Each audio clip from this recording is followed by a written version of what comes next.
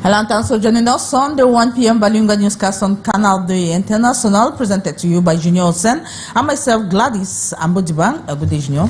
Good day, Gladys Ambo. Bonjour à tous et à toutes. Bienvenue au 13h sur Canal 2 International. Voici les titres de vos...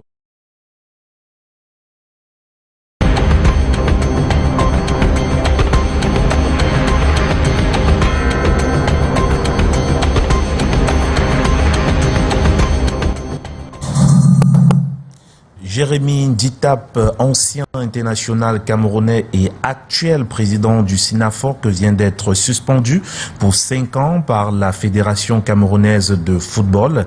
C'est la conséquence d'un incident impliquant Jérémy Nditap et le responsable du protocole du président de la FECAFOOT dans les vestiaires des Lions et Notables lors de la Coupe d'Afrique des Nations Côte d'Ivoire 2024. And more bloodsheds in Bamenda in the northwest region of Cameroon. At least 2 people have been killed and others wounded in separate armed incidents in the town over the last 2 days.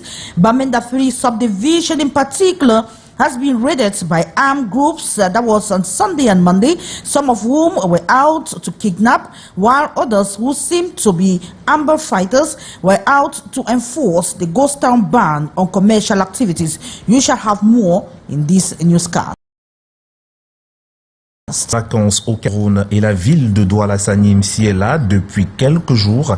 De nombreux jeunes passent des castings pour participer au Star Cameroun spécial vacances, les temps forts dans cette édition.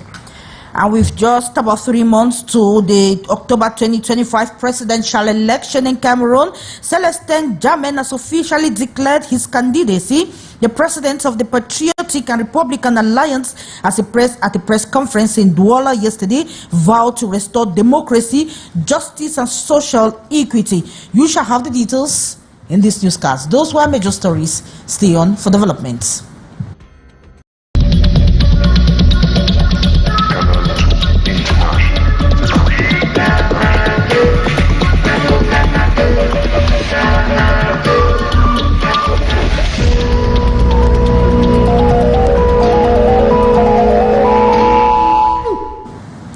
And thanks for joining us once again. You can watch us live on the social media handles, Facebook and YouTube. We begin with a large consignment of fuel seized at the naval base in Douala. Eh bien, les éléments de la base navale de Douala viennent de mettre la main sur une importante cargaison de carburant issu de la contrebande. Plus de 117 fûts de 250 litres ont été saisis au cours d'une opération menée vendredi dernier. Les détails avec Laurent Jotio et Stéphane Binac. C'est une opération d'envergure que viennent de mener les marins de la base navale de Douala. Le vendredi 13 juin, sous la conduite du capitaine de vaisseau Jean-Michel Feugueux, commandant de la dite base, les forces navales ont intercepté une cargaison illégale de carburant en pleine mer. En tout, 117 fûts de 250 litres ont été saisis, soit un volume total de 29 250 litres. Une opération qui s'inscrit dans le cadre de la lutte continue contre la fraude des produits pétroliers, priorité affichée du ministère de l'eau et de l'énergie. Premièrement, on doit apprécier et saluer l'effort fait par la base navale parce que c'est grâce à cet effort que nous sommes ici aujourd'hui. Nous savons que c'est une activité dangereuse et la saisie de ces produits contribue à protéger, à préserver des biens et des personnes parce que ces produits manipulés frauduleusement, ça pose beaucoup de dangers à la population et même à des biens. En prélude à une mise en vente aux enchères, conformément à la procédure en vigueur. Puis sera analysé par nos soins et le gouverneur de la région du littoral, qui est le président de la cellule régionale de lutte contre la fraude des produits pétroliers, sera saisi. Et par la suite, une décision de vente aux enchères sera signée par monsieur le gouverneur. Au total, c'est une cargaison évaluée à plus de 24 570 000 francs CFA que nous avons interceptée. Ces produits ont été présentés à la presse le lundi 16 juin. Une expertise technique est en cours. Il s'agit de la 3e saisie consécutive, rendue possible grâce à la synergie d'action entre la délégation régionale de l'eau et de l'énergie pour le littoral et la base navale de Douala. Eh bien, dans le département du Bamboutos, une réunion de coordination administrative et sécuritaire s'est tenue du 16 au 17 juin dernier à Bouda. Une visite de terrain pour faire tout simplement le point à mi-parcours. Les précisions avec Fatima Ndale. Du 16 au 17 juin, l'heure était à l'évaluation dans le département de Bamboutos. De Babadjou à Bouda, les autorités régionales ont fait escale pour la réunion de coordination administrative et opérationnelle du premier semestre. Objectif, faire le bilan, dresser les priorités. La commune et les populations n'ont reçu aucune compensation de cette entreprise, bien que cela ait été prévu dans le cahier de charges. Et les engins lourds ont détruit la route communale Djibouti-Bongi, vitale pour les écoliers, les agriculteurs et les commerçants. En Bouddha, les...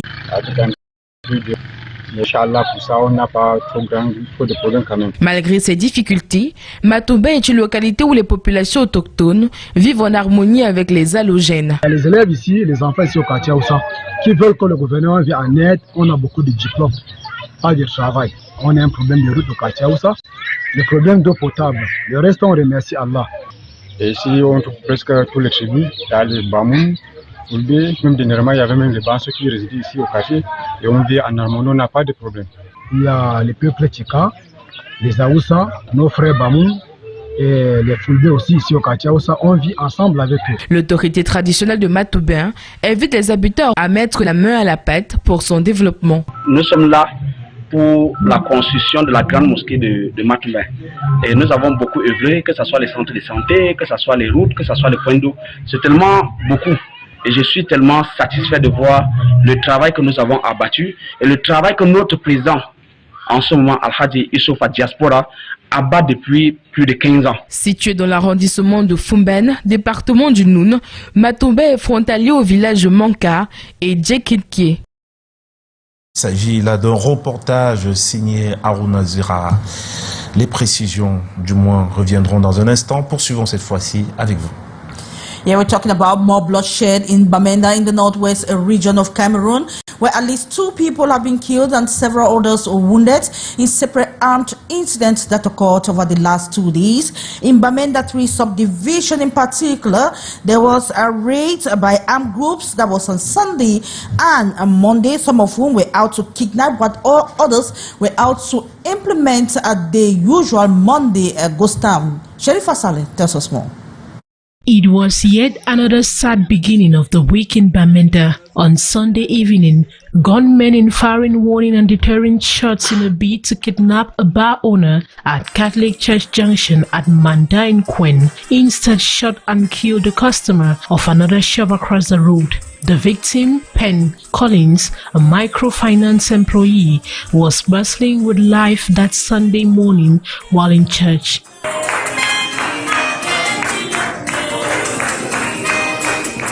In the evening, he just stepped out to pick up a few items from the roadside shop before meeting his demise, while the armed men still successfully went away with the bar proprietor, who was the original target. The next day, Monday, being a ghost town day, a group of armed men wreaked havoc across some areas of Nkwen in Bamenda 3 subdivision. At Namok quarters between the Bamenda 3 council premises and Government Technical College GTC in Kung, they dispersed people from some popular quarter recreational joints who fled into farms and bushes for safety. They set fire on some motorcycles before leaving as if to enforce the close to 8-year-old ghost town.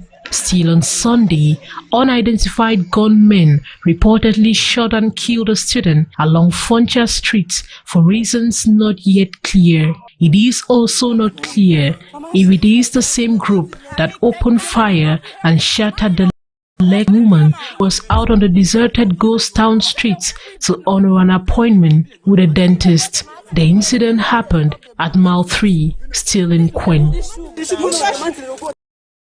Sad indeed.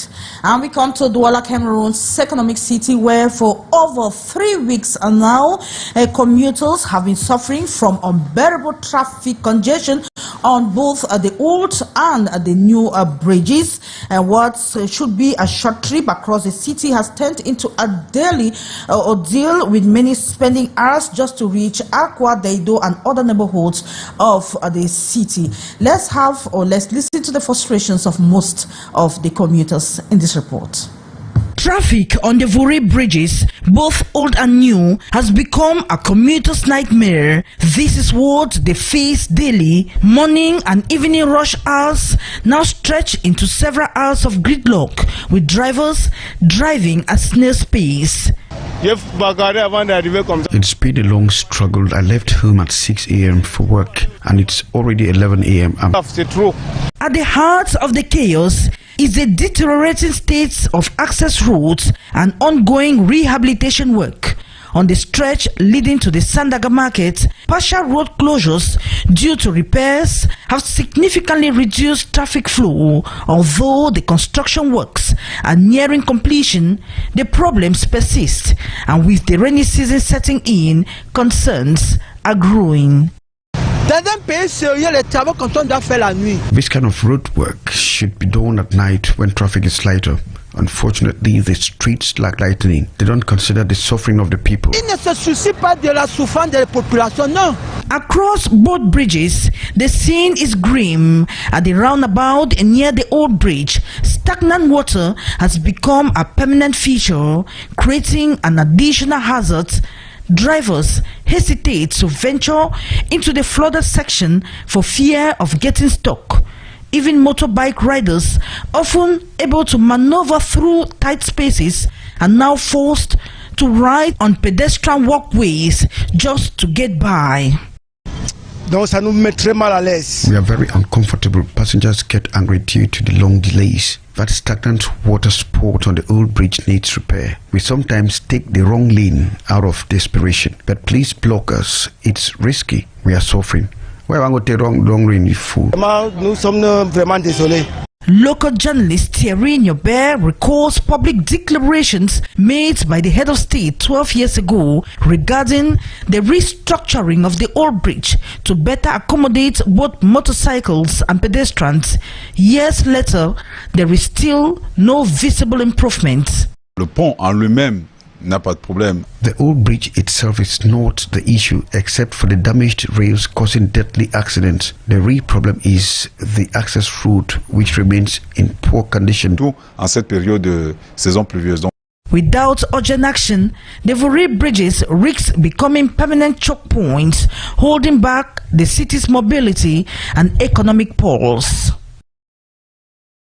And we move forward to the nation's political capital, Yaoundé, where construction works have begun on some major roads that have been degraded, both secondary roads in that town. The recently launched projects have come to ease movement and reduce traffic. City dwellers have welcomed the initiative but expressed concerns for the quality and the quick delivery. Let's have more with Bonaventure.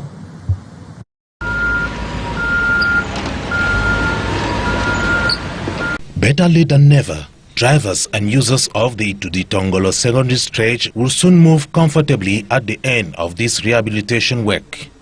The road was bad until there were holes all over the road, but at least we thank God that they are trying to arrange it. When you climb on a bike, the bike will be going down, coming out, going down, coming out. The different road renovation works in Yaoundé have slowed down economic activities around the project sites, and the wish of those affected is that contracts be well executed and in respect of deadline. During the rainy season, there's too much accident. People fall here and there. Then there is during the dry season, dust. When you leave in the morning, in the evening, by the time you are coming back the next morning, you need to wash everything, to dust everything. The route is too small, and since they started fixing the road, we are not working, no customers, because they have blocked us. No customers are not coming.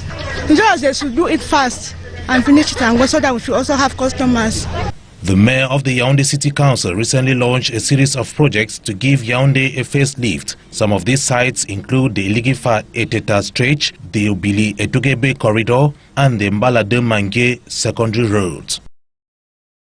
Thank you so much. And we move to the French language now. Eh bien, dans la suite de ce journal, on va s'intéresser cette fois-ci à la localité d'Ebolova.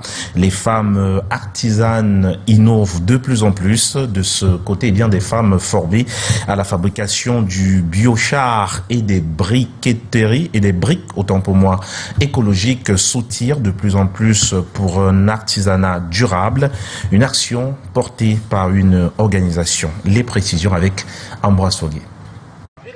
C'est une flamme nouvelle qui jaillit à Ebolova. Des femmes formées aux techniques de transformation de biomasse en biochar et en briquettes de charbon écologique. Objectif, valoriser les déchets végétaux, limiter la pression sur la forêt et s'engager, entre autres, via des clusters dans une économie circulaire. Le biochar peut servir à tout.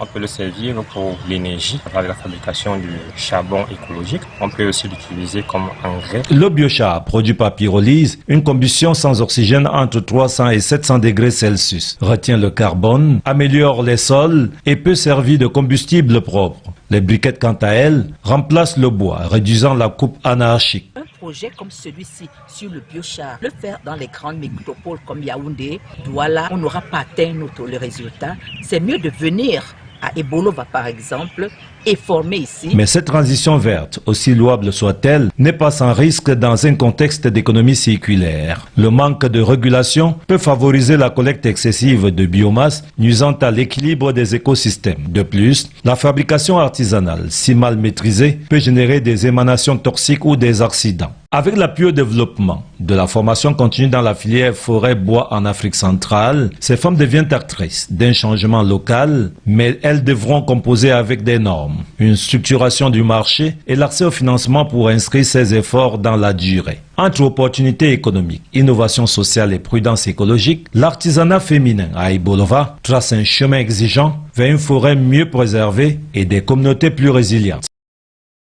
Vous l'avez rectifié vous-même, il s'agit beaucoup plus des briquettes et non des briques.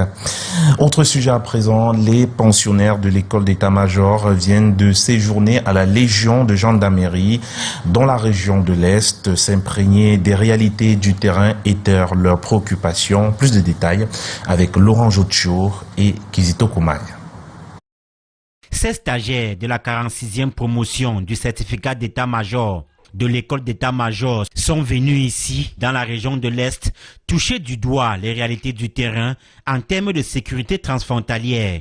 En leur ouvrant les portes de la Légion de gendarmerie de l'Est, le commandant des lieux, le colonel Noko Guidé Divine, leur a rappelé les missions auxquelles ils sont assignés et de mettre en pratique les connaissances acquises. Parce que notre souhait, c'est que vous puissiez rentrer avec tout l'Est dans votre cerveau.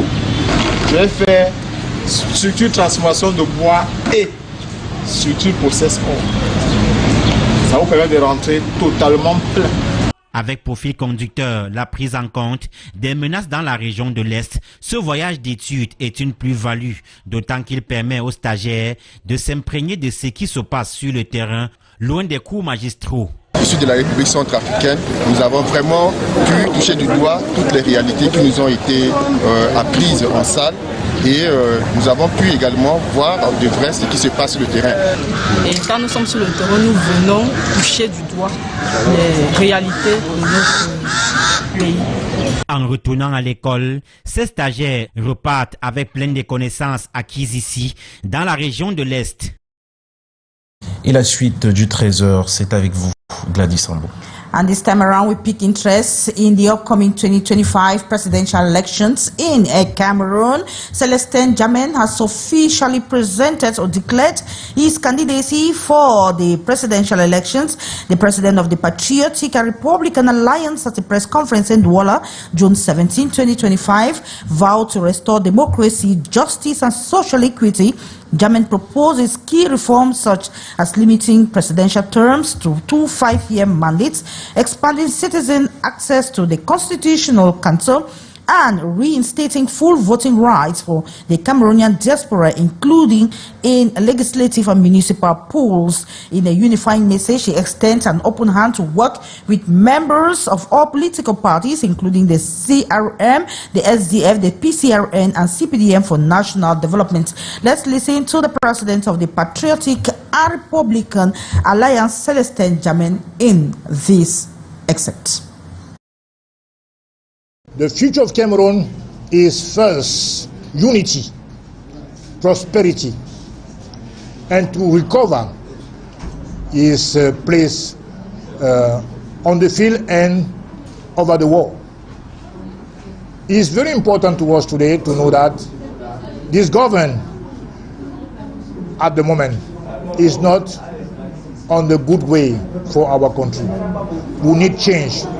Cameroonians need change. Now, not tomorrow. We need change now. And this presidential campaign is focused on the movement of all the parties who want to join together, who want to fit together for the new Cameroon. I invite all my colleagues of the political party. I invite all the Cameroonians to put their personal interests out and to focus their views and their point of views on the future of Cameroon.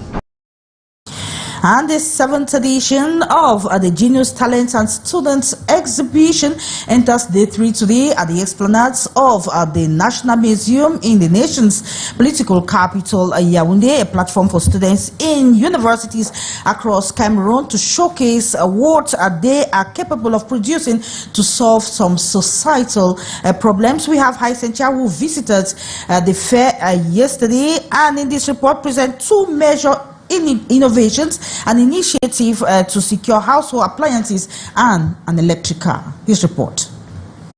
It is one of the major innovations here at the exhibition platform of genius and talents of Cameroonian students. The engineering students from the University of Boya with a new initiative to run the home, securing different appliances even from a distance. What we have here is smart home. What's the problem we're trying to solve here? We're trying to solve the safety, security, energy management and comfortability issue, because we live in a society whereby houses are getting burned every day due to gas, fire and all those other hazards. Thieves keeps entering people's houses. So we're bringing in this system whereby it can automatically respond to such scenarios even without you being at home. You can control this house just with your phone. When there's gas flow in the house, when the system automatically detect that gas and open the windows for you, releasing that toxic gas right up to a point where it is being eliminated, then it would automatically close back. In case of fire, the system will automatically pump water to suppress that fire. A creativity easy to run at an affordable cost.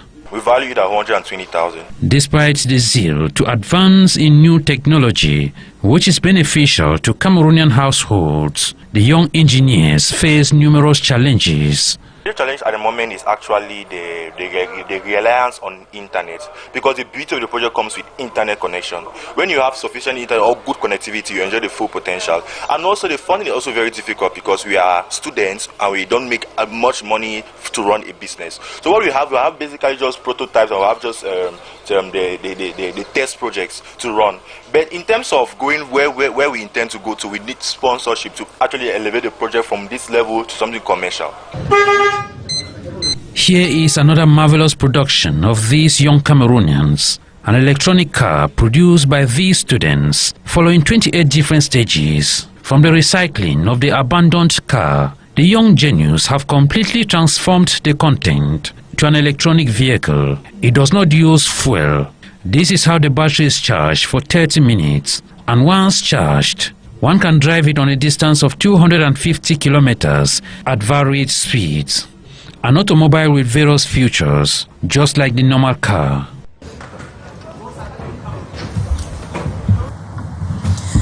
Thank you so much, Haisentia. Let's talk about okra, a once pricey commodity in markets across Cameroon today. There is abundance in markets, and vendors and consumers alike are welcoming the drastic fall in prices, making it easier for many households to enjoy this cherished ingredient in their daily meal. We have our reporter Sharifa Saleh, who went downtown, also markets across Douala, and put together this report. Okra, known locally as a staple in many traditional dishes, is now selling at a fraction of its previous cost. According to vendors, quantities of okra that were previously sold for as much as 40 to 45,000 CFA francs are now available for just 6,000 francs. This significant price reduction is attributed to a current harvest season which has flooded markets across the city with fresh produce. Aujourd'hui, j'ai acheté le sac à 6 000. Avant, ça partait jusqu'à 50 000. For many Douala residents, the drop in price has come as a relief. Shoppers are taking full advantage of the season's bounty to prepare their favorite meals. J'aime ça plus que la sauce simple, la sauce avec la tomate. Nutritionists are also highlighting the benefits of the vegetable, encouraging consumers to make the most of its availability. Okra is helpful in the treatment of diabetes, high level of cholesterol, vaginal dryness. It's also a good meal for pregnant women and also for people who just want to strengthen their immune system. Okra is rich in fibers, and fibers are necessary for a good digestion and to keep the colon clean and in a good state. Okra is also rich in vitamin C, vitamin B, and of course magnesium. Whether cooked, macerated, or in a smoothie form, is all good. It's true that when fighting diabetes, maceration is the best option. As the okra season continues, vendors expect the affordable price to hold, allowing more families to enjoy these nutritious and versatile vegetables. Before we wrap up, let's talk culture this time around. Talents Cameroon Special Vacances. Eh bien, en culture, dans ce 13h, dès le 20 juillet 2025, la ville de Douala connaîtra justement une forte ambiance avec de nombreux jeunes talents issus des 10 régions du Cameroun dans la ville de Douala. Ils viendront justement pour célébrer. Eh bien, le casting de cette rencontre s'est tenu il y a quelques jours et a donné lieu à des démonstrations qui ont valu de fortes acclamations. Les précisions dans ce reportage réalisé avec la contribution d'Aritinda. Plusieurs jeunes prennent ici part au casting de la cérémonie de récompense TÉLÉVISÉ Cameroun spécial vacances qu'à Douala.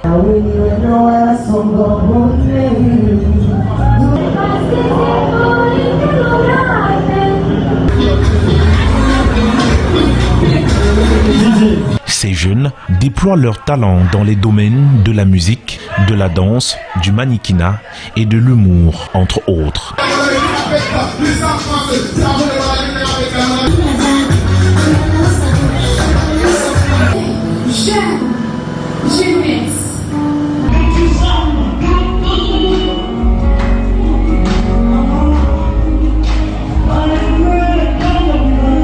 À l'issue de ce casting, une centaine de jeunes a été sélectionnés pour animer nos vacances. Une autre manche de casting est par ailleurs prévue pour ce dimanche 22 juin 2025. Aujourd'hui, nous avons retenu 100 compétiteurs. 100 compétiteurs qui devront faire partie du challenge et au fil du temps, on va bien sûr éliminer. Donc, que le meilleur gagne. La compétition a commencé, l'événement a débuté, TÉLÉVISÉ Cameroun spécial vacances. C'est le lieu où il faut être.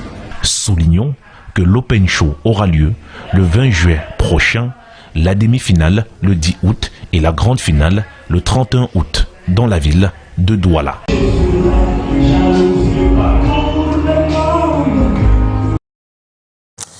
Eh bien, je vous le disais également en titre football camerounais. Jérémy Nditap, l'ancien international camerounais et actuel président du syndicat national des footballeurs camerounais, abrégé SINAFOC, a été suspendu pour 5 ans par la Fédération camerounaise de football FECAFOOT. Cette lourde sanction fait suite à un incident impliquant Nditap et le responsable du protocole de Samuel Etofis, président de la FECAFOOT, dans le vestiaire des Lions indomptables du Cameroun. L'altercation aurait eu lieu en marge du match Cameroun-Gambie lors de la Coupe d'Afrique des Nations CAN 2024 en Côte d'Ivoire. En plus de la suspension, Jérémy Nditap écope d'une amende de 10 millions de francs CFA. Eh bien, Gladys Sambo, c'est ici que s'achève ce 13h sur Canal 2. international. And it is here we wrap up this edition of the 1 p.m. bilingual newscast on Canal International. It's a pleasure knowing you're watching, but don't go away because we have 3 other editions of the news at 3:30 p.m., at 6:15 p.m. and at this never second. It is a pleasure. We shall be yours again tomorrow, same time, God willing. Bye-bye. Good day, Junior. Good day, Gladys.